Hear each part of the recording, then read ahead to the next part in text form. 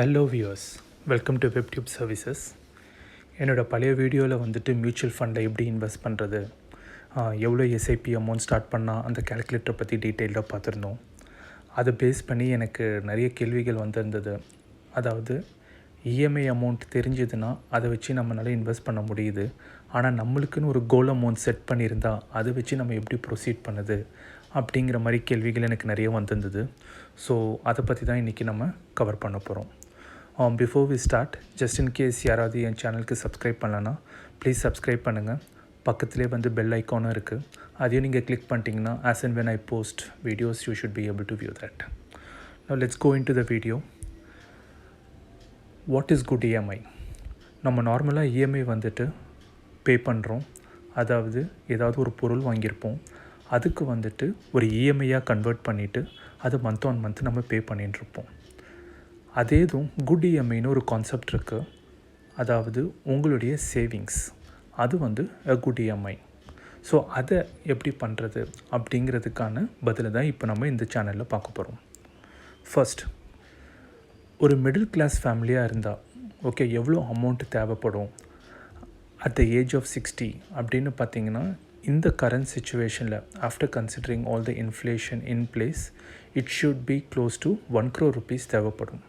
ஆனால் ப்ராக்டிக்கலாக நம்மளால் அந்த 1 crore அமௌண்ட்டை சேர்த்து வைக்க முடியுமா ஃபார் அ மிடில் கிளாஸ் ஃபேமிலின்னு பார்த்தீங்கன்னா, after considering all expenses that is going to be really challenging. So இப்போது இதில் நம்ம பார்க்க போகிறது அதற்கான பிளான், அது எப்படி அச்சீவ் பண்ணலாம் அப்படிங்கிறத தான் வந்து இப்போ நம்ம இந்த வீடியோவில் பார்க்க போகிறோம்.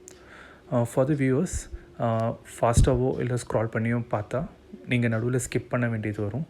So my only suggestion is ஃபுல்லாக வியூ பண்ணுங்கள் so that you will get to know completely on how to invest. Now let's go into the calculator. நான் என்ன பண்ணுறேன்னா mutualfundsIA.com உடைய வெப்சைட்டுக்கு போகிறேன், which is nothing but an AMFI website, which is a government orient, which is owned by all mutual funds of India. அவங்க தான் வந்துட்டு எல்லா மியூச்சுவல் ஃபண்ட்ஸையுமே வந்துட்டு அவங்க தான் கவர்னன்ஸ் பண்ணுறாங்க. ஓகே, ஸோ நான் என்ன பண்ணுறேன்னா let's go into Google. I'm getting into mutualfundsIA.com. அதுக்குள்ளே பார்த்தீங்கன்னா கோல் எஸ்ஐபி கேல்குலேட்டர்னு ஒன்று இருக்குது. So I'm just selecting that.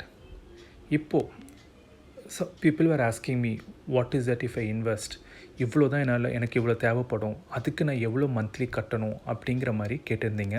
என்னோடய பழைய வீடியோவில் வந்துட்டு எவ்வளோ எஸ்ஐபி அமௌண்ட், அதாவது மந்த்லி நீங்கள் ஒரு 1000 ஒரு 100 rupees போட்டிங்கன்னா அதோடைய அவுட்புட் எவ்வளோங்கிறது தான் பார்த்தோம். ஆனால் இங்கே கொஞ்சம் நம்ம டிஃப்ரெண்ட்டாக போகிறோம். அதாவது உங்களுடைய கோல் அமௌண்ட்டை ஃபஸ்ட்டு நம்ம செட் பண்ணிடுறோம், அதுக்கப்புறம் உங்களோட குட் இஎம்ஐ அமௌண்ட் எவ்வளோ அப்படிங்கிறது தெரிய வரும். ஃபார் எக்ஸாம்பிள், இதில் நான் ஏற்கனவே ப்ரீடிஃபைன் பண்ணி வச்சுருந்தேன். ஈவன் அதர்வைஸ் உங்களுக்கு வேறு அமௌண்ட் கோல் அமௌண்ட் ஏதாவது இருந்ததுன்னா அதை நீங்கள் இங்கே ஃபில் பண்ணிக்கோங்க.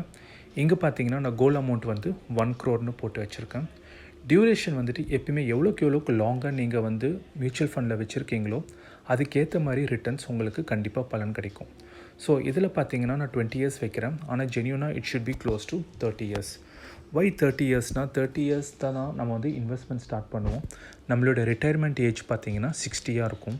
ஸோ அந்த கேப் பீரியட் 30 years தான் வந்து நாம் இதில் கன்சிடர் பண்ணியிருக்கோம். Now expected rate of return, நான் போன இதுலேயே வந்துட்டு இதை பற்றி டீட்டெயில்டாக பேசியிருந்தேன்.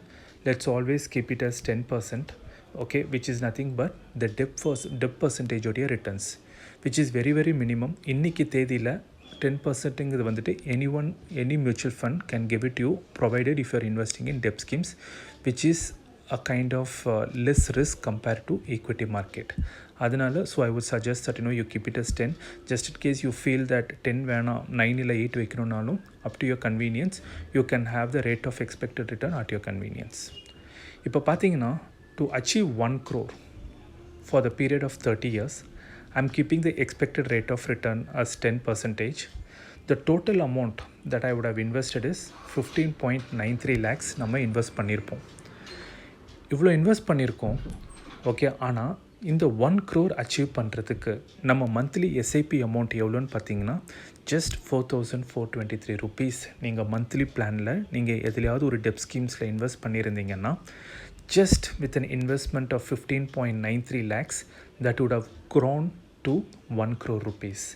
இது majority of the people in India is not aware. அதனால தான் பார்த்தீங்கன்னா நிறைய பேர் வந்துட்டு இன்வெஸ்ட்மெண்ட்ஸை வேறு மோட்ஸில் பண்ணுறாங்க, which is not the right way of doing it. ஏன்னா this is called compounding rate of interest. As you grow உங்களுடைய இன்ட்ரெஸ்ட்டுக்கான இன்னொரு டெப்ட் ஸ்கீமோட இன்ட்ரெஸ்ட்டும் அதில் ஆட் ஆகினே இருக்கும்போது இட் கீப்ஸ் க்ரோயிங். இப்போது ஜஸ்ட் ஃபார் அன் எக்ஸாம்பிள், இப்போ நான் டியூரேஷனை வந்துட்டு 30 வச்சுருக்கேன். I am making it to 40 just for pure example. That is, I'm extending the investment duration.